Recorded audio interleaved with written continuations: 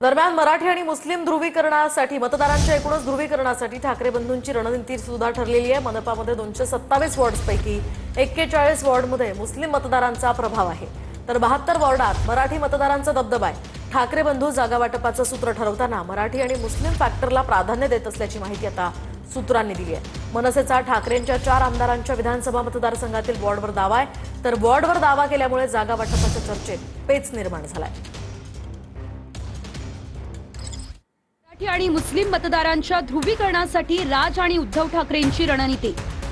महानगरपालिकेत 227 वॉर्डपैकी 41 वॉर्डमध्ये मुस्लिम मतदारांचा प्रभाव, 72 वॉर्डात मराठी मतदारांचा दबदबा।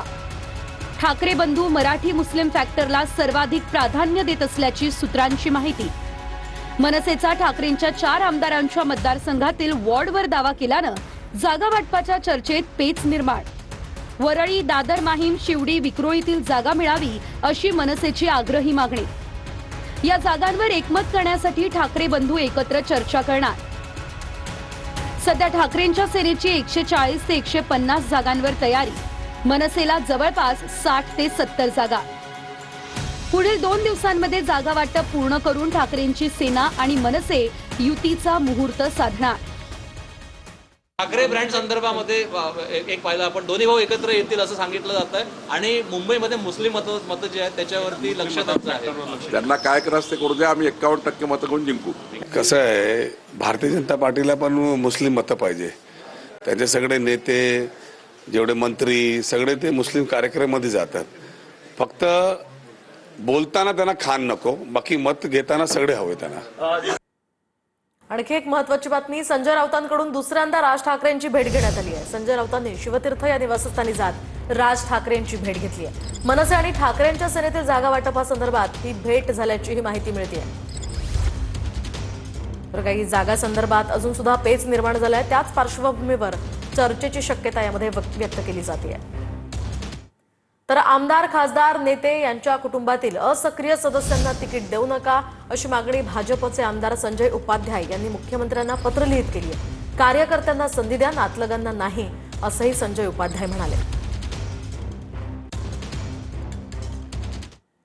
आणखी एक महत्त्वाची आणि मोठी बातमी, एप्स्टीन फाईल्समधील कागदपत्र आता प्रसिद्ध करण्यात आली आहे। अमेरिकेच्या न्याय विभागाकडून 3 लाख कागदपत्र प्रसिद्ध करण्यात आली आहे। तर अमेरिकेचे माजी राष्ट्राध्यक्ष बिल क्लिंटन, पॉप गायक मायकल जॅक्सन यांचा या फोटोंमध्ये समावेश आहे। तर हॉलिवूड अभिनेता क्रिस टकर, ब्रिटिश राजकुमार अँड्र्यू यांसारख्या प्रमुख व्यक्तींच्या फोटोंचा यामध्ये समावेश आहे।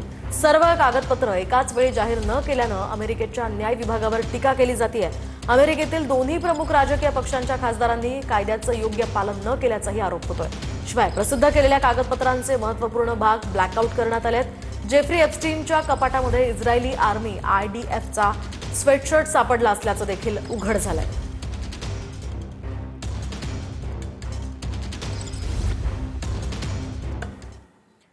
तर पंतप्रधान नरेंद्र मोदींचं आणि एप्स्टीनचं काय नातं आहे असा सवाल पृथ्वीराज चव्हाणांनी केलाय। एप्स्टीनच्या सांगण्यावरून मोदी अमेरिकन अधिकाऱ्याला भेटायला तयार कसे झाले, असं माजी मुख्यमंत्री पृथ्वीराज चव्हाण यांनी सवाल केलाय। मोदींची आणि एप्स्टीनची भेट कुणी घडवून आणली, असंही पृथ्वीराज चव्हाणांनी विचारलं।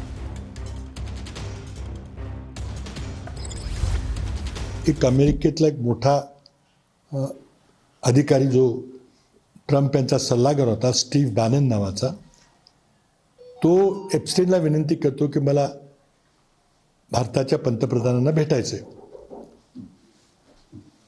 एप्स्टीनकडून उत्तर येतं की मी प्रयत्न करतो की तुमची गाठ होईल का। नंतर काही दिवसांनी पुन्हा अशी ईमेल येते की मोदी ऑन बोर्ड, म्हणजे मोदी भेटायला तयार आहेत।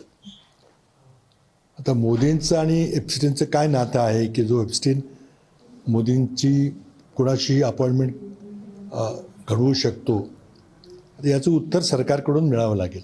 आता फक्त आपल्याला सकृत देशाने एक नाव आलेलं आहे। आता नाव आलं म्हणजे त्यांनी गुन्हा केला का हे सुद्धा गृहीत धरता येणार नाही। पण प्रश्न फक्त एवढा होतो की त्याच्यात ह्यांचे संबंध कसे आले।